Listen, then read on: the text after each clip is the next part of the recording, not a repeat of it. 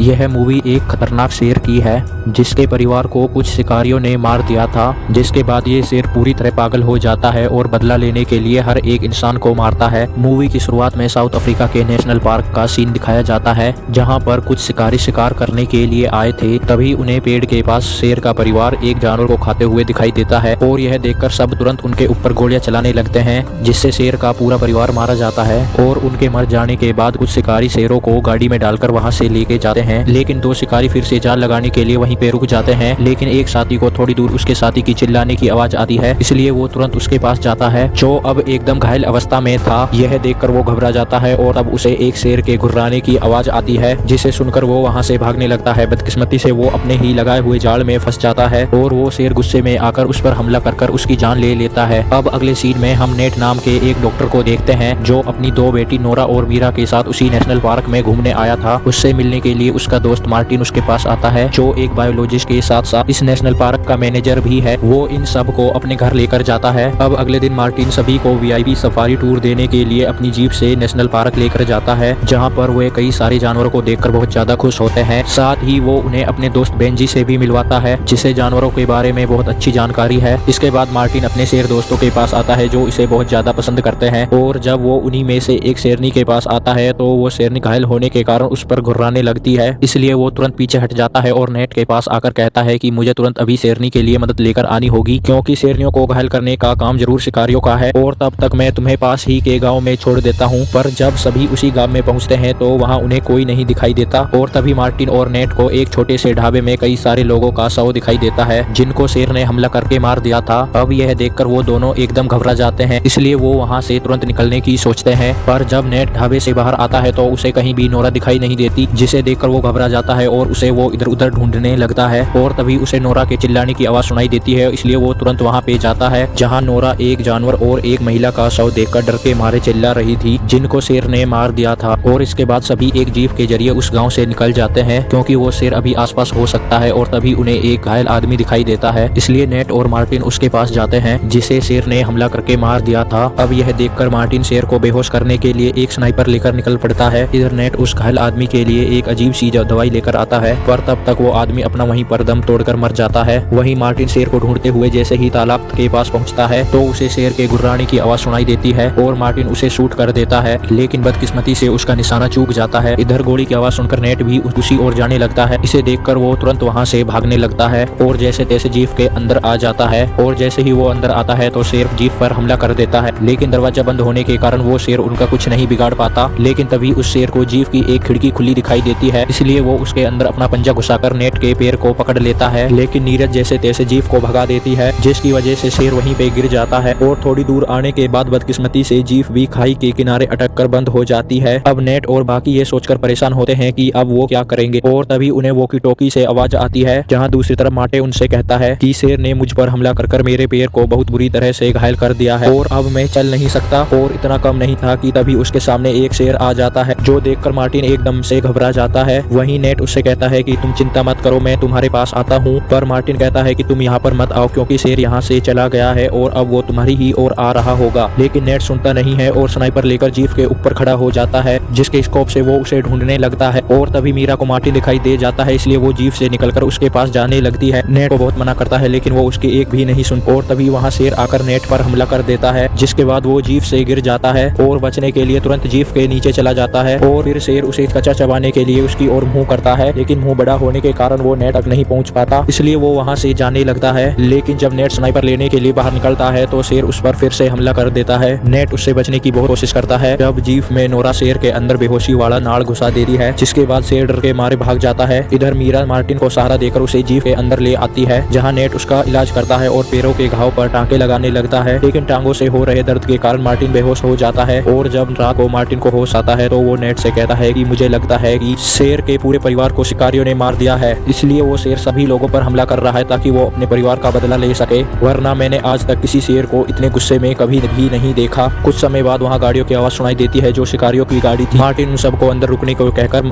शिकारियों से बात करने के लिए जाता है और उन्हें बताता है कि शेर ने उन पर हमला कर दिया था, हमारी गाड़ी अभी यहाँ पे खराब हो चुकी है, कृपया करके हमारी यहाँ से निकलने के लिए मदद करो। और तब वो शिकारी कुछ पैसों के लिए उन्हें बचाने के लिए मान जाते हैं, लेकिन जब उनका लीडर जीप का दरवाजा खोलता है तो वो मार्टिन को देखकर पहचान जाता है, इसलिए वो मार्टिन और उसके बाकी साथियों को पकड़कर उन्हें बंदी बनाने की कोशिश करता है। लेकिन तभी वहाँ शेर आकर उन शिकारियों पर हमला करने लगता है। तब नेड सभी को जीप में बंद कर कहता है कि तुम सब अंदर ही रुको, मैं तब तक उन शिकारियों की गाड़ी लेकर आता हूँ और तब हम सब यहाँ से निकल जाएंगे। इतना कहकर नेड शिकारियों की गाड़ी के पास जाता है, लेकिन दुर्भाग्य से उसमें चाबी नहीं होती, इसलिए वो उन शिकारियों में से पीली टी शर्ट वाले शिकारी को ढूंढने लगता है, जो दरअसल गाड़ी चला रहा होता है, क्योंकि शायद उसी के पास गाड़ी की चाबी हो। नेड उस शिकारी को ढूंढते हुए तालाब के पास आ जाता है, लेकिन तभी उसे शेर दिखाई देता है और उसी समय दुर्भाग्य से नोरा और मीरा उससे वॉकी टॉकी पर बात करने की कोशिश करती हैं, जिसकी आवाज सुनकर शेर नेड के और करीब आने लगता है। नेड वॉकी टॉकी को खाई में फेंककर तुरंत पेड़ पर चढ़ जाता है। नीचे शेर उसी को ढूंढ रहा होता है, पर शायद इतना कम नहीं था कि नेड के हाथ पर अब एक सांप भी चलने लगता है, लेकिन वो उसको झटके से उसका सर पकड़कर उसको शेर के ऊपर फेंक देता है, जिससे शेर वहां से भाग जाता है। और अब नेड फिर से आगे बढ़ता है और शेर उसके पीछे फिर से पड़ जाता है। और अब मीरा और नोरा जीप का हॉर्न बजाने लगती हैं ताकि शेर नेड से दूर भाग जाए, लेकिन हॉर्न की आवाज सुनकर शेर उन्हीं की तरफ चला आने लगता है, जो देखकर नेड दोबारा टी शर्ट वाले शिकारी को ढूंढने लगता है, जो उसे मिल भी जाता है, लेकिन शेर के हमले से मारा जाता है। इसलिए वो उसकी गाड़ी की चाबी और गन लेकर वहां से जीप की ओर आने लगता है। उधर जीप के ऊपर चढ़कर शेर उनके ऊपर हमला करने का रास्ता ढूंढ रहा था, लेकिन उसे अंदर जाने के लिए रास्ता ही नहीं मिल रहा था, इसलिए वो थोड़ा पीछे जाता है और भागते हुए सीधा टूटी हुई खिड़की के अंदर अपना मुंह घुसा देता है और उन पर हमला कर देता है। मार्टिन उन दोनों को जीप से बाहर निकालकर खुद को भी शेर के साथ खाई में गिरा देता है, लेकिन इससे भी शेर को कुछ नहीं होता। खाई में गिर जाने के कारण जीप से बहुत ज्यादा ऑयल निकलने लगता है, पर से वो शेर अब मार्टिन को भी देख लेता है और उस पर हमला करने के लिए उसकी तरफ बढ़ता है। मार्टिन लाइटर जलाकर वहां पर आग लगा देता है, जिसकी चपेट में मार्टिन और शेर दोनों आ जाते हैं। इधर नेड मीरा और नोरा के पास आता है और वहां आकर बहुत दुख होता है, क्योंकि उसका दोस्त मार्टिन अब नहीं रहा, और यहीं पे इस मूवी का एंड हो जाता है।